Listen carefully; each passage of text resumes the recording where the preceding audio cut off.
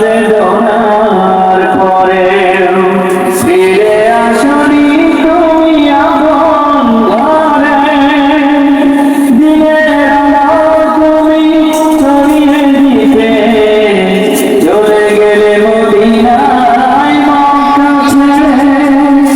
হে রাসূল